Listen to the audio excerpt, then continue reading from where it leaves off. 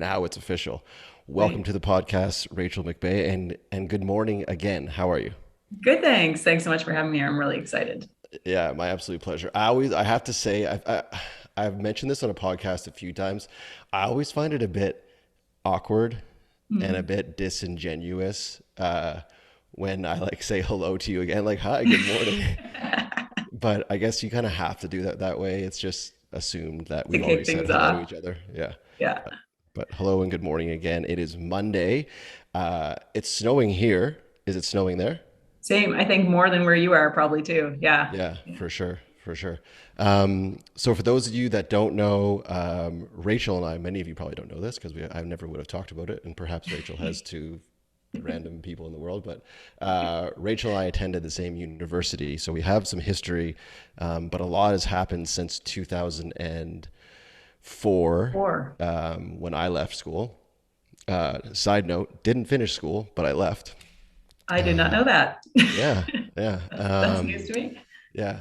So since 2004, we're now in 2022, which is actually crazy to say. It's almost 20 years since we left Acadia. Yeah. Um, Bring me up to speed, and you can go as in depth as you want to, or you can go as succinct as you want to. But let me know personal life, professional life. How did we end up here today, where we are? And obviously, we'll unpack more of what you're doing, your business, and how that operates. But bring me up to speed personally, and also the guests as well. Your path. Yeah. Well, I'll try not to. I'm a bit of a talker, so I'll try not to make it too long. So I'm like, I'll pack the last whatever, how many years it's been into something little more digestible. But anyways, yeah, so 2004, that's right. So like I graduated Acadia then, didn't know that you Hmm. didn't finish it, but there you go, cool. Hmm. But we had like a lot of the same friends and so kind of, knew one another at least a little bit. But Hmm. I graduated my business degree. I actually have a history of entrepreneurship from a young age. So just outside of where university was, there's what was called tubing. You could tube down the Gasper River. So at the age of 7, my sister and I had a business. So kind of always knew business was the realm I'd get into. Graduated business degree, did different things for nonprofits and retail, and kind of landed eventually in professional sales and pharmaceutical sales, which was Mm. really cool at the time. And in between there, I had met my husband actually this summer after we graduated university. And then sort of, yeah, I don't know, he and I, like, we ended up actually renovating properties. So aside from, my corporate life on the side, he and I were flipping homes, buying rental properties, all of that. So it was a different way to kind of still be entrepreneurial while being like employed, and make money on the side and kind of build wealth. And also I've always been like a hands-on person. So not to be like like a stereotype, but I grew up with 3 sisters. So I was always kind of like the son my dad never had in a way. Like I was the one, not like girls can't do these things too, but like I'd be outside working on the projects with him. I learned carpentry from him. Like roofed like houses and different things with him. So the fact that we could renovate these homes and stuff was like awesome. It was like right in my wheelhouse. Um, but yeah, so I did pharmaceutical sales for almost, I want to say 7 years or so. But it was an awesome job and career, but a really tumultuous like industry to be involved in. It was like constantly like mergers. You were always wondering when you were going to lose your job. And after 3 mergers of making it through the last one while I was on maternity leave with my second child, so I have a daughter and a son, while I was on mat leave with him, uh, it was my husband. I had gotten him to, well, I didn't get him. We agreed together. This is like a mutual thing, but he had agreed to sort of switch careers. He was working shift work, me being on the road with pharmaceuticals, covering a lot of territory, going away for weeks at a time for meetings in Toronto, Montreal, so on and so forth. So we thought, you know what will be best is if he's not working shift work. I was the breadwinner, and it would be better for our family. So I remember it very vividly. I was on mat leave. I was due back in like 2, 3 weeks. And he literally had just started. It was like the day he had just started his new job. And I Mm. got a call. And the call was like, you know what, there's a duplication in your position and we've decided, we no Mm. longer need you. And it felt like my entire world just came crashing down in an instant. So, and then he called me from work and was like having the worst day ever and couldn't believe that he left what he had. And it was just like, yeah. So that was a big piece of, Mm. yeah, I don't know where things headed from there.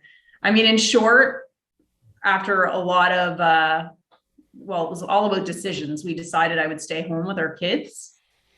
And so I went through finding myself all over again because I was always, not just because I was the breadwinner, I just always was, employed, right? And felt like I had a purpose and, contributing and doing all of these things to being a stay-at-home mom, which I adored, but felt lost. Mm. And after I feel like 7 or 8 years is finally when I like took the leap and was like, I don't want to go back to being employed again. And I've always wanted to have my own business. And so let's just do it. Let's just make it happen. And I guess more or less here I am. That's So, amazing. So yeah. bring us up to speed on what it is that you do. Like what are you world class at right now, and why should people uh, work with you, and what are they going to get when they call you up? Yeah. Yeah. So my business is a bit unique. I operate really in like the online digital space. And so I always find it funny, like with friends, I like call when you're not in the digital space, like the real world, real world. Hmm. And then there's this like a whole other world online. Like I feel like so many people don't even realize exists. But so I'm in the digital online realm. But what I do is it's called funnel building. It's hard to somewhat explain, but basically, online, anytime someone is like a course creator or a coach, in particular, that's who I work with. If they are, trying to generate leads and build an email list for their business, or if they are trying to sell a course or a coaching package and things, there's a lot in the back end that goes into that, not only strategy wise, but also how all the pieces of everything fits together in order to like process payments and nurture new people in their audience. And Hmm. so I'm kind of like the behind the scenes sort of person, which is weird in some ways because that's not my personality, but at the same time, the problem solving and the tech side of things, I absolutely adore. So it's like finding that balance. I love helping people. So I teach a lot Hmm. and coach a lot. And then also like get my hands dirty in the back end and actually put the pieces of what's called funnels, like sales funnels and lead Hmm. generation funnels together. So that's pretty cool. I have a bit of experience with that. I built what I would call this is a non-technical or non-professional term, but like a janky version of what you're talking about it. And I'm going to go on record here and say that I will hire you at some point here in the next, Sweet. I'd say 90 days, because I definitely need some help with all of that. And I don't just say Yeah. that to shamelessly plug you. I sincerely do. My knowledge of that world is slim at best, and I find anytime that I have attempted to dive into it, it's just it's not where I thrive. It's not like if we did a Venn diagram, that's not what I choose to do.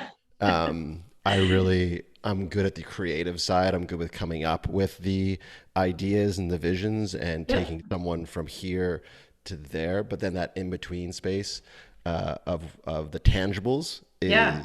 is where, admittedly, I Yeah. lack. So I'm super intrigued to take this conversation offline as well, and I mean that sincerely. I kind of understood what you were doing. I didn't know that it was necessarily targeted at coaches or like building courses in the back end, and it's Yeah. exactly what I've I've attempted to do in the past, Yeah. and I'll admit I wouldn't give myself the best grade on that, uh, but it existed and it was there and Yeah. it worked for a bit. But I would rather it. I don't think it actually spoke to my brand, if you will, and Yeah. spoke to like the quality of work that I wanted to be supplying. Not to make this about me, but No, no.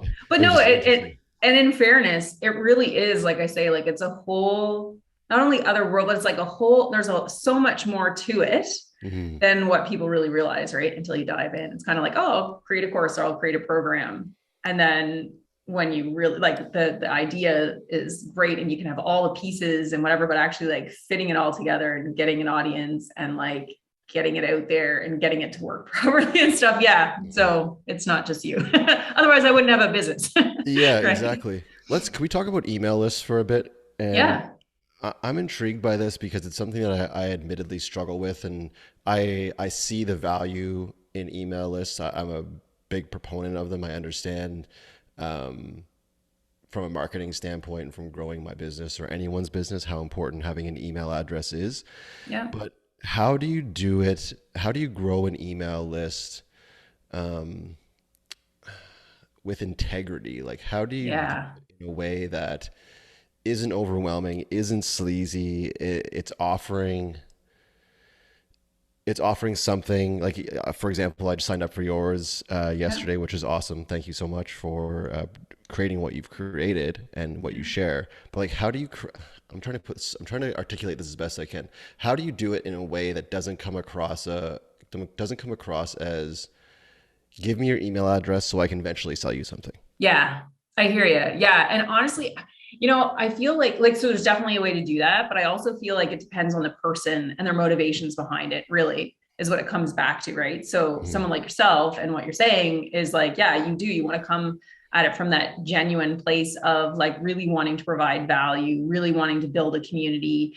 And so it depends first on like, is that your ultimatum? Like, is that your Mhm. goal or not? Right. As to how you choose to grow it. And I mean, I'm a big person for integrity as well and like serving others and really just genuinely trying to help. And I think there's like a number of ways that you can do that with an email list. I mean, for one, like the most common thing that a lot of people would know about or hear about first and foremost is like offering something for free that's Mhm. value. So it could be like a downloadable thing, but really what it should do is even if it, regardless of whether it's free or not, it should genuinely actually provide some form of value rather than like a clickbait sort of thing, Mhm. which is often Mhm. what you hear and you see is like the, you know, um, how I made 50K in, Right. 2 months or whatever, right? Or 30 days, right? And then everybody has to have it. And then you realize on the back end, it's not that valuable, but now they've got your email and all their intent is, like you said, to just sell to you. Mhm. So I think it's really just coming from, again, that place of like genuinely wanting to help people find a problem and make a quick win for it. Mhm. But there's like, I know a lot of my clients too, they'll put on workshops or challenges, whether it's free or paid, again, with just that intent of like really serving and providing value. And knowing at the end of the day, like it depends on what you think of an email list as. If it like you said, if you're just like, I just want to grow this list and I want to get this big, huge list so I have that many more people I can sell to, versus I want to build a community, right, of people. And I've seen some big names in the space out there take both approaches, and you can feel it when you're on their list and you see that they genuinely serve from a place of like wanting to help, and they actually are the ones who get people to reply back. You know how you'll see in emails like, hit reply and let me know this, and I'm like, I know some people who never get those replies because they're not really building a community, they're just kind of like talking at you rather than really wanting to like get to know you. Mhm. And then others who, yeah, it's like, hey, I want this community of people who, yeah, sure, they're going to be fans at the end of the day, but they're fans because I'm also invested in their success, right? So yeah, I mean, there's so many options on how you can bring people into your world. Like I said, challenges and workshops and freebies and quizzes, and like it's endless. But like what you do with them on the back end is what really makes a difference as far as like standing in integrity, like you said, and not being sleazy and Yeah. that approach. I Yeah. listening to you describe that, it reminds me of the first time I ever stepped into a CrossFit gym. And at the time, I had never worked out or trained any other way other than just like going to the gym and doing bench press and Yeah. curls. That's kind of the MO that I had at the time, was just like go and move weight. And I remember the guy that owned the gym said something to me, and I thought it was really profound at the time. He said, "We don't actually train biceps. We don't train legs. Like getting bigger biceps is just a byproduct of doing all of this other stuff. But we don't sit here and just do curls." And that is kind of what I want for something like an email list to be for me. I'm Yeah. not I'm not grabbing your email just to sell you something, but a Yeah. byproduct of me having your email address is at Yeah. some point there'll be something that I offer that's going Yeah. to resonate with you. And Exactly. it's not my intent. My intent isn't bigger biceps, aka selling you $20,000 worth of a coaching Yeah. program. My intent is to get you quote unquote fit, and then all of a sudden you look down and your biceps are bigger. Well, and you know what's funny is you just made me think of like, so like I said, I came from the professional sales world. And ever since I was young, I remember people saying, like you could sell like, well, and I Ice to mean, basically, yeah, icicle to Eskimo was the term back yeah, then. It yes, wouldn't use yeah. that term now, but like that's literally, I remember hearing that my whole life. And I was always like, but I'm not good at sales because I'm not salesy. Like I'm not pushy. Like I get really uncomfortable. Like Hmm. I don't like confrontation. I don't like, that's not my style. But then what you just reminded me of is like anytime with sales, and I've coached people over the years, it was just like in the entrepreneurial kind of space, is that it's if you're coming from a place of serving, it's never sales, because if you're providing something that somebody genuinely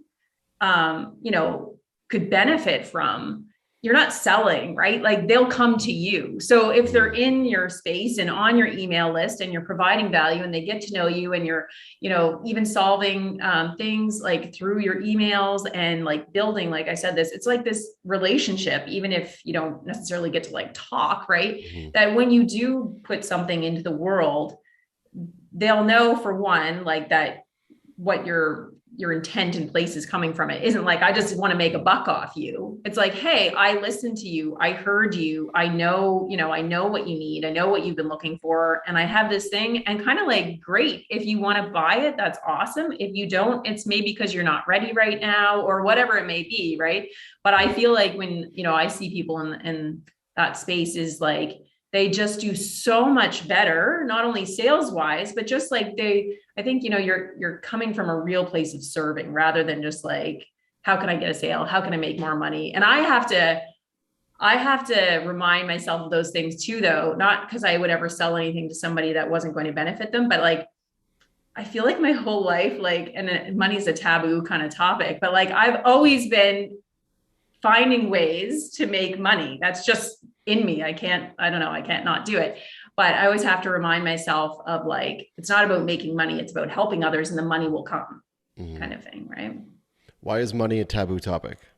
Well, I just feel like it, I don't feel like it should be. I just feel like it is. It's like people don't talk about their incomes unless in the online space, it's very different. I find like everybody wants to talk about their incomes, Hmm. but usually in a sleazy sales marketing kind of tactic instead. Hmm. But I just feel like, yeah, making money, I feel so many people have this mindset of that the desire to make more money makes you a bad person, like you're chasing the wrong things. But I don't feel like it has to be an exclusive, if they like, it's not an either or, it's an and, right? The more money I make, the more I can do with that money, not only Hmm. for myself but for other people, right? Hmm. So that's the way I see it. So Yeah, I think I can't comment on the global mindset around money, but definitely in North America and Canada, there's this, and I'm working on it. I work yeah. on it. I don't work on it often enough, but I am working on it. My relationship to money, and so many of us have this, like you said, this strange relationship with it. We're afraid of it. Yeah. We resonate more with the idea of lack than we do abundance. Mm-hmm. And when we and this is going to get a little bit existential, but I'm a big believer in this. Yeah. What you put out, you get. So if you're afraid of it, whether you're afraid of asking for a sale or you're afraid of even asking for more money, then Yeah. you'll never get it because Yeah. you're literally in fear of the thing that you want. Um, and again, like I said, it's something I battle with, but I feel like I'm winning every second day. I'm making one step forward, or two steps forward, one step back, when it comes to it. But it's just Yeah. an interesting relationship that people have. Like you said, they are almost apologetic. I Mm-hmm. remember the very first coach that I hired. It was a $7,000 program, which at the time was just like I couldn't believe that I was giving my credit card to Yeah. someone for $7,000. And not that well, I guess the number does matter because to me at the time it was a lot of money, and to a lot of people that's a lot of money. Yeah. Um, but I remember him asking me, how much money do you want to make a month? And I was like, 10,000. And he was just silent. He didn't say anything. And then I was silent and thinking like, is he still there? And he said to me, is that really what you want to make? And I had to actually think about it. And what you're saying really came up for me. I was almost afraid to say what I really wanted to make, which was $100,000 a month. But I was Yeah. so afraid to open my mouth and say it because of how it might make me sound or Yeah. whether it was believable or not. Yeah. So I ask everyone listening to this to take some time and reflect on what is your relationship to money and what do you want to be making a month? And are you afraid to even ask that of, again, a bit existential, but the Yeah. universe? Well, yeah. And like, do you even believe that's possible too, is what I get caught up in. It's like one part of my brain says, yes, it's possible because I've seen other people do it and I know it's achievable and I have a lot of confidence in myself and all of these things. But the other flip side of it is like the logic that's like, well, but that's a lot. And like, also, I've always struggled with more money means more work, which it doesn't have to. But hmm again, I have that playing in my head, right? Because that's just kind of, I think, what I had been conditioned to learn over the hmm years was the more money you make, the harder you have to work, the more hours you have to put in, all of those things. So, hmm yeah, I feel like, We, it's, uh, we, like you said, logic, which is such an interesting yeah. term, but what you're basing your logic on is just the past. You're not basing your Yeah. It's logic just on your what, experiences right. and what someone's told you or you've heard, but mostly your own experiences, right? Yeah. Yeah. It just I matters. agree. It's just about what you choose to Yeah. believe in so many Which things is in life. funny because my husband and I have done very well in like real estate and we will invest like a lot of money in buying like a flip house, right? hmm hmm And you have an idea as to what the outcome will be. You never know. It's never certain what you're going to be able to sell it for and what's going to come up that you didn't know you needed to fix or do whatever else. And on the one hand, I can invest a lot of money there and make a lot of money very quickly and very easily. And my brain has no problem with that. But then like in my own business, hmm it'll switch and go like, oh, well, you got to work harder because that's the only way you can make, more money. And like, that's a big number. And I'm thinking like, I made 10 times that amount in like a month, right? Just flipping it. It's just funny how our minds can, like you said, it's like what our experiences are and what we chose to make that mean. Right. Yeah. So, The value that we place on things yeah. and we maybe devalue the work that we do. Whereas when you flip a house, it's so tangible because Yeah. it was brutal before. And now look at it. It's Yeah. beautiful. And there's a finished bathroom and the Exactly. kitchen's extravagant and that makes sense to you. Exactly. Yeah. Right, but maybe you don't have the and not you but anyone out there listening to this, you don't have that tangible thing in front of you to go, okay, I used to charge $2,000 for this package, I want to charge eight, but it's just Yeah. so hard to get yourself there. Yeah. But on that point, it reminds me of the Tim Ferriss quote that I absolutely love, and I'm paraphrasing here a bit, but he says success in your life is defined by the number of awkward conversations that you have. So now for me, anytime I'm speaking with a prospective client, I actually just, and to anyone that I'm going to talk to here in the future, uh, kind of tipping my hat a bit, I understand my value now more than ever, but I'm going to keep pushing myself to ask for a bit more Mhm. because I understand fundamentally I can never go up, but I can always come back. So Yeah. say for example, so I'm gonna call you up, Rachel, and I'm gonna say, hey, I need your help. I want us to put together a package for X, Yeah. and you say to me, okay, Brad, it's $40,000, and I go like, whoa, $40,000 is a lot of money, and then you can easily say, okay, well, what is it worth to you? Right? Knowing in your mind you're trying to get me at, I don't know, 32 or whatever it might be. That's like your cutoff.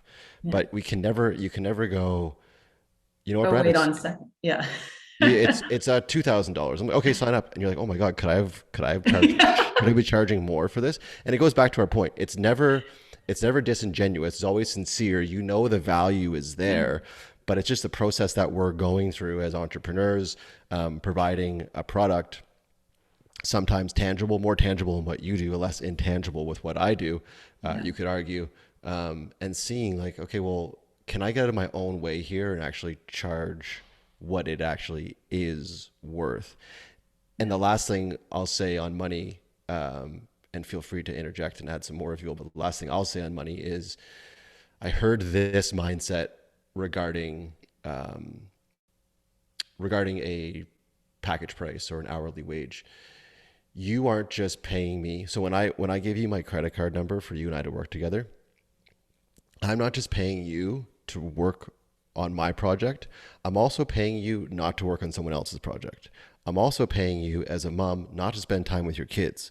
I'm also paying you not to be reading. I'm also paying you not to be exercising. I'm also all those things. Yeah. So you as an individual have to say, what is my time actually worth? What am I willing to give up? Because working on Brad's project, I can't go to the gym all the time. I can't be Yeah. with my kids all the time.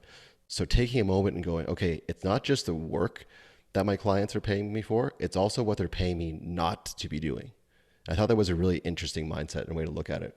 I love that. And you know what? That really resonates with me because a big reason, like when I started my business, was I had been home with my kids, like I said, for I think it was 7 years or something like that. And I loved it. Like it took a long time to figure out. I just felt lost, like I had said earlier, like my identity and who I was and all of these things. But when I came out the other side of that whole process, I was like, I love being home with my kids. Then now they were in school. So I was only, like, but I Mhm. wanted them to still always be able to get off the bus and like that I could be here. I love volunteering at their school. I'm very involved in their school. I wanted to make sure I could still do that. And I knew for me, the only option was to start my own business, which is something I'd wanted to do. But I also knew in starting my own business, I had to set boundaries on like, what was I willing to make that look like? And for me, it was like, okay, there's only so many hours they're at school. I really have like maybe 25 hours in the week realistically to be able to still go to the gym, have them be at school,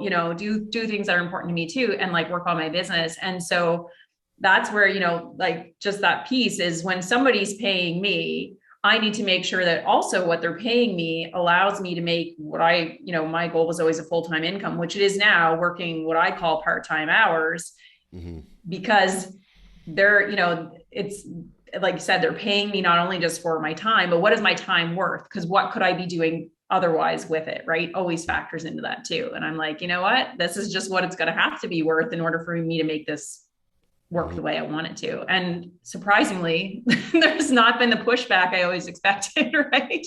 It's just kind of like, Yeah. oh, here's the quote. And they're like, okay, sounds good. I'm like, what? Which if I was your coach, if I was a business coach of someone like you who's Yeah. witnessing that, I would Yeah. actually say, okay, we need to increase our prices by 10%. We need to get a little bit uncomfortable Yeah. and just see what the response is in the market. Yeah. Because like you said, for me it's not just about making more money. It's not about I want a new hat or a cooler Yeah. t-shirt. For me it's about, and this is where the sincerity piece comes in. For me it's about fundamentally creating positive change in the local and global community. For me it's about having access to resources for myself, my partner, and our Yeah. children. That's why I want money. I want Yeah. money because I want to provide not only for my family but others as well. And I cannot do that if Yeah. I'm either giving stuff away or charging what I know Yeah. is far less than the market value. So Yeah. I would encourage you, and I'd say this to my partner as well, Lindsay, who has her own business. She's an incredible bookkeeper. Plug Simply Vantage Bookkeeping. And I always tell her, I'm like, hon, you got to charge more. Like your hourly rate needs to be more. Every time she sits down with a new client, I say like, add $5, add $10 Yeah. an hour, and just see what is the worst that they can say. No. Well, and that's like to your point too, is it's like you can say, okay, it costs this much. And there's a couple things that they say, oh, sorry, like I can't afford that, right? Mm, I mm, mean, there's room for negotiating, but also, or there's room for saying, okay, well, what is your budget? And then I can do these things for you within that budget. It might not right. be everything, right? But Exactly. whereas if you start low, you can't turn around and go, oh, wait, you said okay to like Yeah. 2,500. I mean, I meant to say 3,500 or Exactly. 3,000, right? Then you're like, oh, Yeah. I yeah, was I was given that advice years ago in Vancouver, in a yeah, bathroom of all places, talking to a guy I kind of quasi knew, and he just yeah, said, "Man, when you're in consulting," he said, "you yeah, can never go up, but you can always come down." So you just ask if my yeah, $15,000 package is too much for you, what is it worth? What is it worth to you? Or like you Yeah. said, let's customize something. Let's trim some of the Yeah. fancier stuff and just work on the basic stuff. I love it. Yeah. But to me, again, it comes back to our relationship with money. Yeah. And are we open to receiving it, or are we super afraid of it? And we're afraid to ask, like, no, no, no, I'll only take what I need. Well, what does that mean? Yeah. And defining that as well. Defining Yeah. that. That's What a does whole that other mean? thing. Let's change speeds a little bit and Yeah. unpack parenting. You mentioned a couple times, so you have two kids. Yeah. I think you guys are in a different time frame than we are. We have a 3-year-old and a 2-year-old. Yeah. So you've Mine are been 8 and 10. So yeah. okay, yeah. So but similar separation in ages, which is Yeah. fun.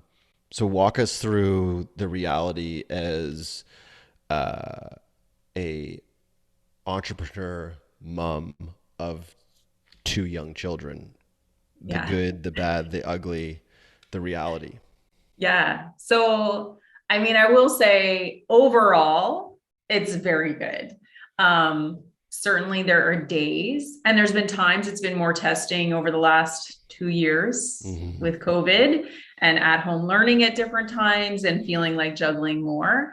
But it's been good like overall. I mean, I had to, like I said, I work between 20 and 25 hours a week is what I like to keep it as. Does that mean it looks like a regular job where I clock in the morning, at like 9 a.m. and I'm done by 2 when they get home?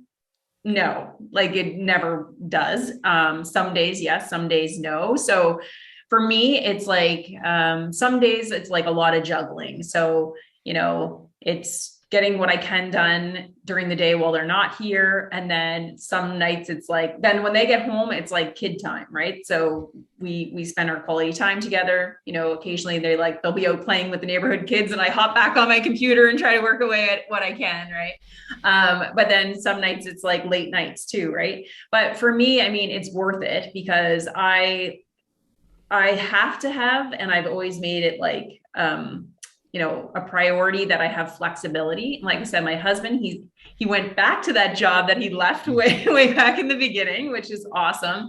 And he works shift work still though, too. So there's this other dynamic, right? Where he's not home every day at like 5. And then I could be like, oh, I got to finish up whatever. It's not always like that. So overall, it's great, but it's definitely can be a challenge. But what I really like for me, what means a lot too, though, is that they see what's possible and Mm. that can be different from a regular, sort of quote unquote regular. There's no real like, fit in a box kind of thing, but a regular job. What is it like to be self-employed? What is possible for you if you decide not to kind of go, the maybe more common, comfortable path? Right. So I really enjoy that they get to see that and they're pretty cute. And I mean, like my clients, that's the other thing. I've chosen to work with people who accept the fact that I have kids who may be home on a sick day or that I'm running a workshop. Like I laugh, like I run workshops regularly so I work with clients all around the world, but I help, local businesses across Nova Scotia by running workshops for them on, in particular, utilizing social media, even though that's like not my specialty, but that's how I built my business. Mhm. So they'll like, I'll laugh. They'll walk in the middle of a workshop. My son walked in with like toilet bowl cleaner one day. It was like, you're supposed to be doing chores. He was asking something. I'm like, oh my gosh. Right.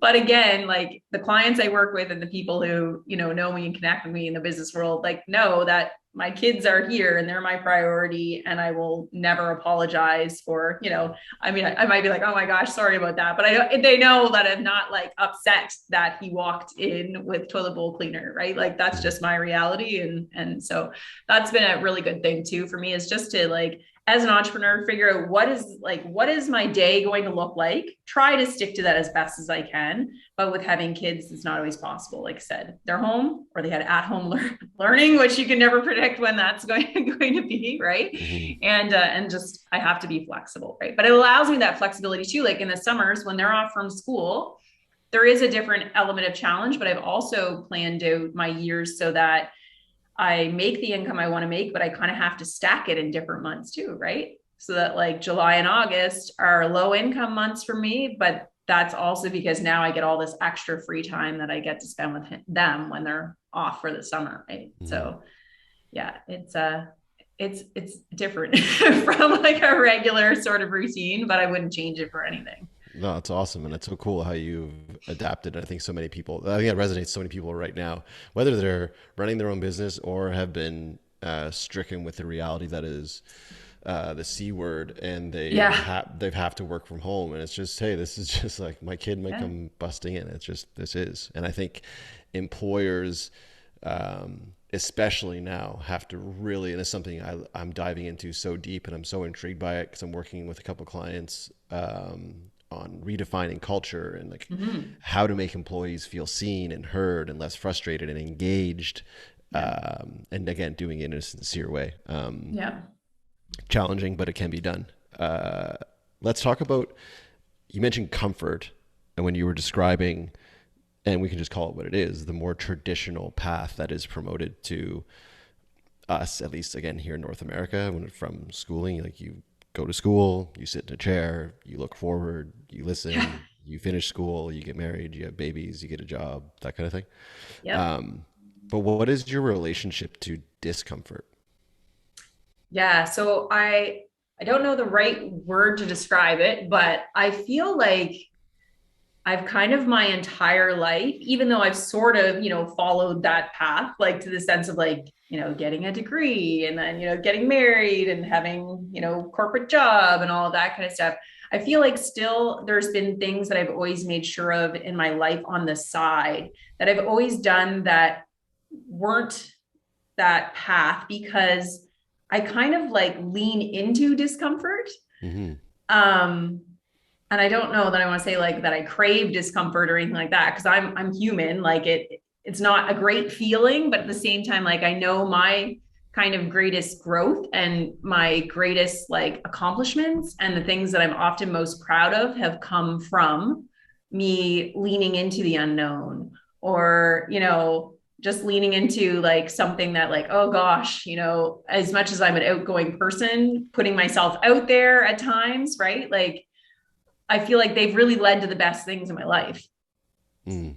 Yeah. Yeah, I think it's so true. And I ask only because Lindsay, my partner, sent me a podcast the other day, and the guest on this podcast was just talking about, and he was a bit, I will say, extreme. I thought it was pretty badass, but he invites discomfort. He loves fear. He like eats it for breakfast, and not I think I know from what I've read and Yeah. from what I've witnessed in my social circles, that what do they say? Human beings will do more to avoid pain than they will to seek pleasure. Meaning, people will avoid discomfort Yeah.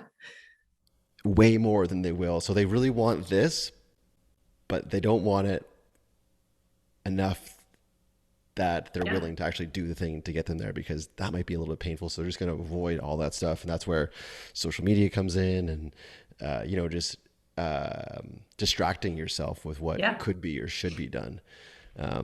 So I myself try and introduce discomfort as much as I possibly can into Yeah. my life because I know that when I do that, there's growth. And Yeah. I, I wouldn't say I seek failure, but I'm super excited by quote unquote failing because I Yeah. know I know that on the other side of that is a lesson. It is growth. It is me getting closer to this vision that I have for myself. What's been something in your business that you would chalk up to be either a small or a monumental failure that actually has paid dividends for you? Oh man, there's like one incident that stands out. I actually almost get emotional, but so I've had my business for almost 3 years now, and everything was new to me kind of in the online world. I've transitioned a lot. So like I build funnels now, but I started out in website design because I had done that a long time ago, website design and graphic design. And it just seemed like, okay, this is like needed in the online space, also needed by local businesses. This is something I can do. And then I pivoted away from that. I knew not too long into it, like that wasn't really how I wanted to help people. Um, and kind of dabbled in different things, some social media management, Facebook ads. And I had a really good friend. I feel like in entrepreneurship, you have to surround yourself with other people who kind of like know what it's like to be an entrepreneur. So I had a really good friend. We had met online, never in person, but like almost talked from like, I swear, day one. And she was in web design. And I always had this vision of like creating more of a passive income with like a product or something, like a digital product. So she and I decided to partner up, and we were doing website templates. And I got back into the website piece because, again, it just kind of made sense, right?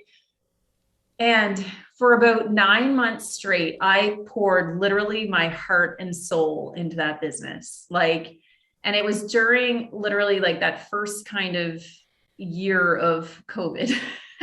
And I hate to say I have regrets because I don't ever really regret anything in my life, but there are certain things that's like, I know if I had made a different choice, things would have looked different, but it's all learning experiences, right? And so I remember that summer, my kids were home and they were out, playing every day, and I felt like locked to my computer. And it's not like things weren't going well. It's just probably something in me knew it wasn't really what I was meant to be doing. And I remember driving one day on the highway with my family. I don't even really remember where we were going. And I started crying. And my husband was like, "What? Like, oh my God, like, what's up?" And I couldn't explain it. I couldn't verbalize it. I just was like, I don't know. Like, I don't know. And he's like, "Well, you're crying. Like, you have to know. Like, nobody just starts crying and doesn't know." And I was like, "I don't know. I'm not really sure. I feel like," and I knew that I wasn't doing what I was not meant to be doing. I just was doing the wrong thing, because I never really know, like, I don't know that there's like one thing you're meant to be doing out there. I just knew that what I was doing wasn't what I should be doing. And I knew that I had to say goodbye to all of that. And it was such a hard decision because, like I said, I literally was pouring my heart and soul, and I was making these choices, like I said, not to spend this time with my kids, which I would normally always have made a priority, and all of these things. And then to decide to throw that away was like so difficult, because then what did all of it mean? Right? Like, that was a huge failure. Then it was like, well, the business failed, but also I'm a failure, or failed because I wasted all of that time. Like, all of those things were also, I was going through all of that. Hmm. And I also didn't know what the other side of it was going to look like. So it was a really scary place to be in. I just knew I had to make that decision to just be done. So I, reached out to my business partner at the time and explained to her and just said, really, like, I've been doing so much. I'm like burnt out. I could just kind of tell this is not for me, and I don't know what. And I actually started applying to jobs again, because I was just like, that's like, the safest, easiest kind of thing to do right now. Like, that's just what makes sense. And now looking back at all of it, because I didn't take any jobs or get any jobs or go that route, obviously, I'm still an entrepreneur. I had to make a decision. I think decisions are the hardest thing sometimes, but you have to make a decision. So I made that decision, despite it being quote unquote a failure, right? In like any logical sense. And then just kind of set in the messy, and just like was kind of just taking random projects of this, that, and the next thing. And the universe just kind of, and I know that's woo-woo-ish, but it was just kind of bringing me things. And I didn't mean I was like, now I'm doing this. But yeah, so like that for me was kind of like the biggest failure, but at the same time, the biggest gift, because here I am now doing something that I absolutely love, working with people I absolutely love. And I love the missions of what they do. Like, I really work with people who I think are changing the world and having a really positive impact on people's lives. And, so it kind of like, it all worked out in the end. And I feel like also, if I hadn't have gone through all of that, not only would I not be where I am today, I wouldn't have learned so many lessons that I learned. And I would never sacrifice again that time with my family and change what, was priority for me again, because I learned all those lessons from, that failure at the end of the day. So That's so beautiful. Thank you for sharing that. yeah. And I can almost feel the emotion that would have like manifested itself in that moment. And you knowing what it was, but maybe unable to articulate it at the time behind the tears. But I think that's so true for so many of us. We sit with this these emotions inside of us, entrepreneurs or not, mums or Yeah. not, or dads or not, or whatever. We have Yeah. this stuff inside of us and we don't have either the words to describe it or even the space to openly share it and Yeah. like exhale and let it out. And then it manifests in moments like that. And lucky enough, you've got your husband who sounds like he's got your back and vice versa, which is so important. But there's so many other people out there that don't have that. And I guess I'll speak to those right now and just say, reach out because you're not alone, as Rachael just Yeah. described. Like, for all intents and purposes, she's leading a successful life right now, but there was a time, and I'm sure it comes up now still for you, Rachael, as it does for me as well, where you have this imposter syndrome and Oh yeah. self-doubt, and that can become really toxic. And you have to find a way to get that out, whether it's going to the gym to get some energy out and clear your head a little bit, or like you said, having someone who's on the similar path as you and being able to have those conversations, or maybe it is an intimate partner that's super open and understanding.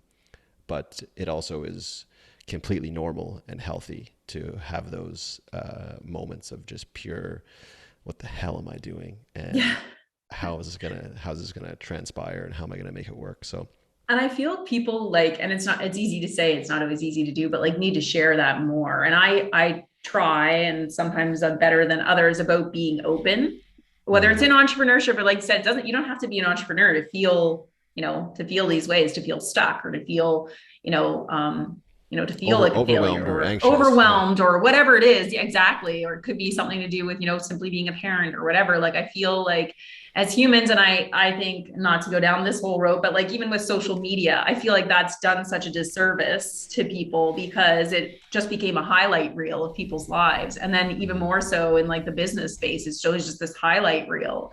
And people don't talk about what it's really like to be a parent enough, what it's really like to, be a business owner, what it's just really like to be a human being and have emotions and have shitty days, excuse me for my French, sorry, but like, I say French, but, Yeah. to just have bad days where you're just sitting in it and the world just feels like it's crashing down because those are all those things are normal, right? And I feel like, if we just shared more, or surrounded ourselves with people who are willing and open to listen, that it would make such a difference. And Mm-hmm. that's what I'm trying to do and continue to try to do is either share more myself and also surround myself with people who, whether they understand or not, they're at least just willing to listen.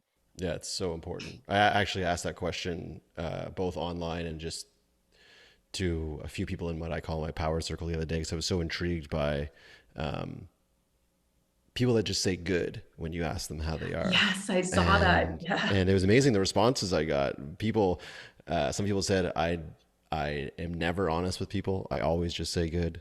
Some people said I'm only honest with a select few people, and it makes me wonder: do we?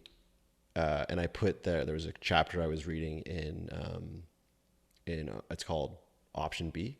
I forget the author's name, but it's an incredible book. I'm reading it right now. Um, and she was saying how there's almost this pressure, similar to what you were talking about in social media. There's this pressure of always being good, of always being happy, of always being vibrant, and everything is awesome. And it just isn't real, but we're programmed. And again, I'm making a general sweeping statement here, but we're programmed to just glaze over and just say good because we don't want to inconvenience someone or we don't Yeah. want to actually be true when it's just I don't really care to take part in conversations if what you're asking me isn't actually genuine. Just say hi then. Yeah. If you don't actually care how I'm doing, then don't ask me how I'm doing. But if you want to know, I'll let you know. Like I'm really great or I'm exhausted. My son was up 3 times last night and I wanted to throw him through the wall, but I didn't. So I'm like questioning whether or not I'm a good dad. Like, Yeah. I hear you on those nights yeah, sometimes. Yeah. yeah. And that's, That's true and, though. and that goes back to the whole like real piece. And that's something that I haven't announced yet. And I'll plant a seed right now. And I would love to talk to you more both about it, pardon me, with your experience in nonprofits, because I wasn't aware that was a reality of yours. But Yeah. I'm getting more and more of these messages from the universe. I'm not going to apologize for saying that because I realize it's real. I apologized earlier about being whimsical or existential, and then you apologized about Yeah, woohoo. So from now on, yeah, you and I no longer yeah. apologize to each other Okay, deal. because I think it's a real thing. Hmm. But there's so many men in my life and in the periphery of my life that are, I'm going to just say, suffering. And it's not unique to men. There's women as well, but I'm a man, so I kind of know that process a bit. Yeah, And I want to facilitate change in that space because it just doesn't have to be that way. I was reading, actually, someone I believe you and I know shared a posting on Facebook weeks ago, and I don't think you know this person that they posted about. I didn't, and reading through the lines, this young man took his life, and he was a father of two, husband, arguably very successful. And I just think that's just so wrong. Like, it doesn't have to be that way. And for people to get to that place, I don't know how we got here, but for people to get to that place where they think that's the only logical, to use your term, logical yeah, thing to do. So yeah. I don't I think, just feel like, well, on that note too, like, is that I feel like it would be hard. It's hard for people in general often to be vulnerable, right? mm-hmm, And I'm not a man, but I can appreciate just based on culture, vulnerability, what has been, look down upon, like if you're a male and you show yeah, vulnerability, right? So like there's that. I mean, I think everybody probably, like I personally, I mean, I struggle with vulnerability as well, and it's probably from childhood experiences, or I can't pinpoint it exactly, but being vulnerable isn't easy for me mm-hmm, either. But the times I have been vulnerable, it's amazing to see how what I thought the outcome would be versus what the outcome actually is completely the opposite, right? Like mm-hmm. people reach out, they're there to support, share similar experiences and all these things. You feel very validated versus keeping it in and not sharing that. Yeah. Yeah. Yeah, I think it's a beautiful thing when people are able to do that, and if you're able to facilitate that, Yeah. is awesome. Just the other day, I had a meeting with a client, and I shared this with Lindsay. I was just like, I don't know why this people will just tell me things, and I don't know. It's always happened to me my whole life, and I'm literally having a conscious thought as they're telling me, going, "Why are they telling me this?" So this person was telling me something. So I was meeting with a leadership group. One of the leaders wasn't there, a female leader. Um, and I'd asked one of the male leaders, "Oh, is she okay? Is everything all right?" Sincerely, I was Yeah. asking, and he said, "Oh, I don't know, something to do with something," and he just kind of like mumbled over Brush it, it and then we off. moved Yeah. on.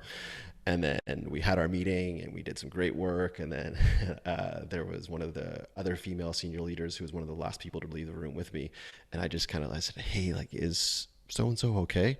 And then she just unloaded on me the personal information uh, that she even said she wouldn't tell any of the other male leaders. For some reason, she was telling me very intimate Yeah. Like, yeah. information. And I actually feel honored about it. I feel honored that that is my reality. But now it's like, okay, what do I do with that? How can I actually Yeah. facilitate more positive change and create more space for people to feel okay to say whatever it is? So, But I'd say if you said people have always come to you with that, obviously there's something that you're giving off that lets people know like you're genuine. Like you said back that like, how are you doing? mhm. Right? When you ask that or how are you?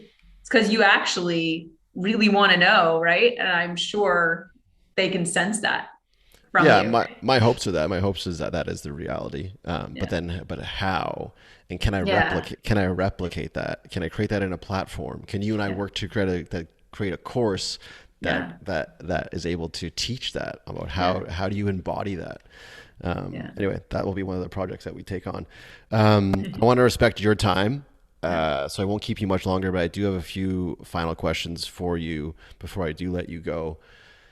In what you do and what you are world class at, if someone is unsure whether or not they should reach out to you and work with you, and maybe they want to try a few things on their own in that space, is there some low hanging fruit that someone could do with their own website or their business that you could maybe share as far as a bit of some free, easy information for someone to execute on their own? Or is this so complicated they have to reach out to you and they have to work with you? No, honestly, it like, I mean, it can be, but it doesn't have to be super complicated. I Mm-hmm. find often like the people who I end up working with and doing things for them, like doing it in the back end for them, it's because they've either gotten to a point where, where it just is complicated. It's just there's that many more pieces in the process. And or people who just don't like tech. Right. but um, but if anybody is like, in say the online world, the online presence and things, right? And they're looking to really essentially funnels to me is more automating a process, right? Is what it is. And it's the process of bringing people into your world and then what happens with them when they're there, right? Like, how are you capturing them? How are you nurturing them? How are you, keeping them around and building relationships? And funnels can all look really different. But the part about automating them is more like, for anybody out there, I mean, without working together, essentially, the first step is really figuring out how you're going to bring people into your world and choose something that feels really good to you. Like, I mean, even for you with your podcast, I mean, that brings people into your world. It's not about, selling them and whatever else, but it's a form of kind of, bringing people in, giving them a chance to get to know you. That could be through a Facebook group. It could be through Instagram. It could be through, a blog that you have. So it's all of those things. So it's just kind of starting there and choosing something that feels really good to you. And then after that, it's like thinking about, okay, now that I have these people in my world, and you might not be in a position to set up the next piece right away, but start thinking about, okay, how can I continue to build that relationship and keep them in my world? And often, like I do prefer email lists. I know we talked about this earlier, is finding a way to capture them, especially because things like social media we've seen in the last however long, people's accounts can get shut down. It can just totally like, I mean, Instagram was shut down for hours on end and it felt to people like the world was ending, right? Whereas an email list is something you technically own. And you can continue to nurture people there, right? And then, obviously at the end there should be some form of an outcome with it. Usually there's something to sell Mm-hmm. or whatever at the end of the day, but you don't have to start with that in mind, right? I feel like sometimes people wait on bringing people into the world and nurturing them and building those relationships, because they don't have anything at the end and to sell, or they don't know what product or service or whatever or how to package that up.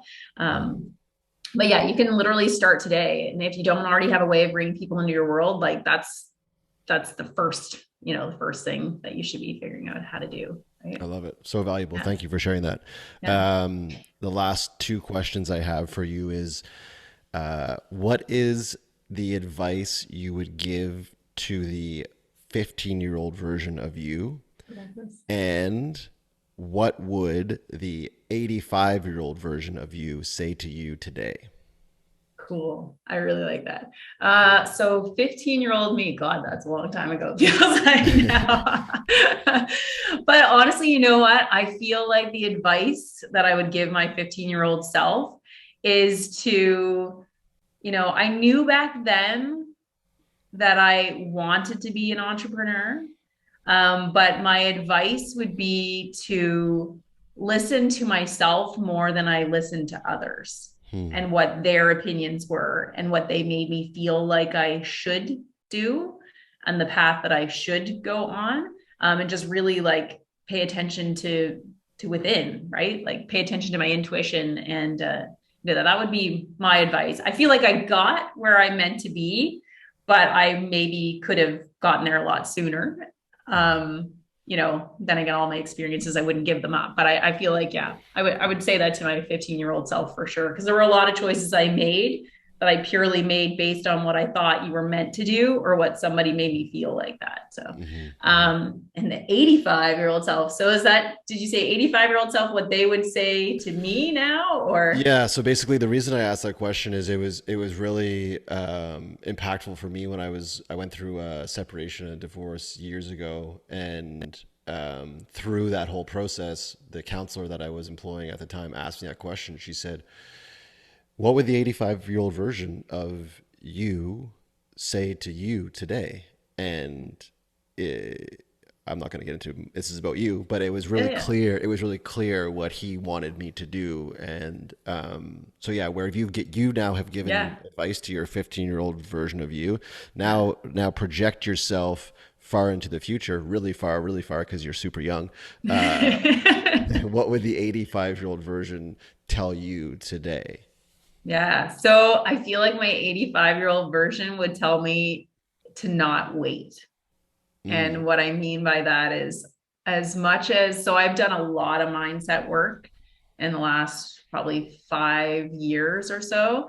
And as much as I know that, it's, and I know you talked about this before too, is it's like the be, do, have is how really you should live your life. I still catch myself a lot of the times. Like, I love traveling and I love new experiences in traveling, and my family does too, which is amazing because my kids like love to explore the world and do it all. But there's certain trips that I want to take and certain things like that on my bucket list that I want to cross off, that I find myself guilty of doing the when this happens, then we'll go and take that trip, or mhm. and so I feel like my 85-year-old self would do me a good service to remind me, yeah, don't wait, right? Mhm. Like, things that you want now, like, be the person and do the things that will allow you To have those to have experiences. those things. Yeah. Mhm. Can I ask, is the have financial? I would say, yeah, and which it is, but the funny thing is technically would have the financial means to do those things. And it circles all the way back to that money mindset, though, of like, Mhm. if we spend that now, even though I know the money will come back, right? Mhm. It's Mhm. that lack mindset of like, my big thing that I've always said, like, before I die, which who knows when that will be, is that I really want to go to Africa and Mhm. like be in the space, like on a safari with animals and whatever. Like, I don't know why I've always wanted to do that. And it's always like, it's very expensive to do that, especially if we take the whole family, right? Mhm. And so it's like, when, and oh, when I retire, then, and we'll have this, or once I make this much money in my business, then it's always that. And I know that's the wrong approach. But yes, so it comes down to finances for sure. But at the same time, when I look at it, I'm like, I could technically still make that a priority and do that today. Mhm. Just Well, need to work I on will that. just say that have some grace for yourself and don't put too much pressure on yourself. And that's to you and everyone else listening. Is this is just your process, and this Yeah. is everyone tries to fight so much and push through and rush things, and I get it. I'm super orientated, and I want certain things, and I have my wife would tell you insane goals. But but you got to let go at sometimes, and you have to just like you had that moment in the vehicle where you started crying. That's just like a massive exhale for your body, Yeah. and just let go and just say like, this is my process. I'm not where I want to be as far as my mindset around money, but I'm Yeah. aware of it and I'm Yeah. working on it. And then using language like, in the past I have felt this way about money, as opposed to, oh, we never have enough money. Or, Yeah. no, in the past we didn't have enough. And just those simple things, from a language standpoint, like to your point, really impacts the mindset. And I'm so intrigued of how our language impacts our children as well. And Yeah. I'm like a beast of a police person when we're home, and like what we do say around our kids, what we don't say around our kids. Like, we don't use what's the terminology? Like, we don't use the always and the every times and Yes. the it's just because it's not true. So the Yeah. extremes, like the what is it? It's not extremes. What's it called? Well, in relationships, I find that too. Like, that's one thing my husband and I try to work on, using those exact two words. Like, you always, well, Yeah. doesn't he actually always do that? Or is it just the couple of times that he does, or when he does stands out in my mind? Hmm. Like, so, Yeah, it's not yeah. possible for him to always do that, because then he would never be eating, he would never be sleeping, he would never be earning money, he would never. Exactly. Yeah. But I love Wait. that for kids too. That's definitely something that we're conscious of as well. And I find even more so for me, like, there's all sorts of language and words, but that money thing as well, because I know for my husband on his side, his money mindset is different from mine, but I would say in a worse place than mine is and Mm, has been. Like, not to judge, he knows I'm always after mm, him about it, but like I want my kids to know that really the possibilities are endless, and when it comes to money it's limitless, and like all mm. of these things, like, like I said, that's why I love having my own business, just to show them another option, that different, there's endless opportunities out there for them. And by trying to make sure we're using the right language to support that, I feel it's Mhm. like you said, it's so Mhm. important with kids and shaping that. Yeah, and I'll just remind people my last tidbit on the money thing is use the 4 minute mile as your canary in the mine shaft, meaning at some point there was no one in the world that ran a 4 minute mile. And then at some point there were literally hundreds of thousands of people that started running a 4 minute mile. And why was that? That was because their mental relationship to that distance and that time.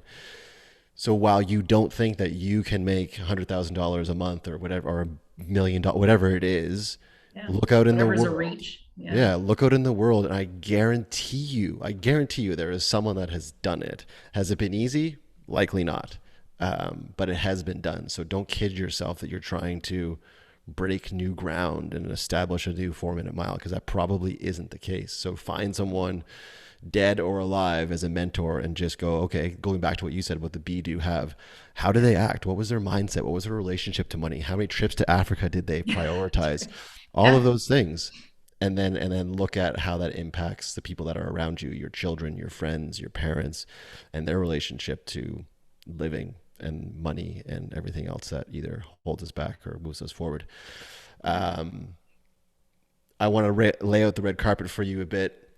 We have gone over time. I do apologize, but That's we've got okay. two people that like to talk. So if people do want to reach out and they do want to engage with you and what you are world class at, how best they do that.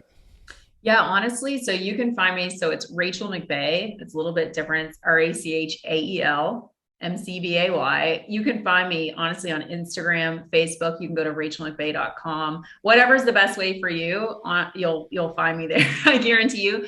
And honestly, I love helping people with what I do, but I really also just genuinely like connecting with other people. And more specifically, if you are an entrepreneur, it is a lonely path, I will tell you. And every entrepreneur I've ever met has said that. And so it's like, I love to support other entrepreneurs in any way possible. It really it lights me up. It's what, fills my soul, is being able to do that. So yeah, connect, and like, I'm happy to just chat, be there to be the person that you can say, hey, here's how I'm feeling, and I'll listen. That's amazing. And see where it goes. Maybe it ends up being a working relationship or maybe a new friendship. Exactly. And I want to say thank you so much for your time. I'm a big believer that time is the most valuable thing that we have. So thank you for giving me and the listeners your last hour and 9 minutes. And I also Oh, want to say, on a personal note, thank you so much for always being so kind with your words. For those of you that don't get to read my DMs, which is all of you, Rachel's always been so kind to share how a post of mine has impacted her or thoughts she's having. So I want to encourage you to keep those coming, because they really are fuel for my fire. They light me up, and they make me feel connected to you and the process that you're on right now. So thank you so much, sincerely, for that, because I haven't had the platform to say it, but I'll say it now. It really means a lot. And I feel less alone when you send messages like that. And it's nice to know that someone is benefiting or has having impact with them. So thank you so much. pleasure. Yeah. Okay, that is it. That is Rachael. I am Brad. This is my podcast. It's been a blast. I want to thank you guys for tuning in. It means the absolute world to me. If it wasn't for you, it would just be Rachael and I having a Zoom conversation, which wouldn't be bad, but Yeah, it wouldn't be the end hopefully, of the world. No, it's but actually hopefully been so there's much some, fun. yeah, and hopefully you guys have taken something away from this. And I encourage you guys, if you are in the process of building a business, whether you're an entrepreneur or someone that has an established business, reach out to Rachael and Yeah. leverage her experience. I know I'll be doing that myself, and I look forward to engaging you with that, Rachael. So I'll let you get Yeah. back to your day of being a mom and being an entrepreneur. I'll get back to my day. And thanks again for tuning in, guys. We will see you next week. Thanks, Rachael. Awesome. That was great. It's just like that as we proceed. And we out here.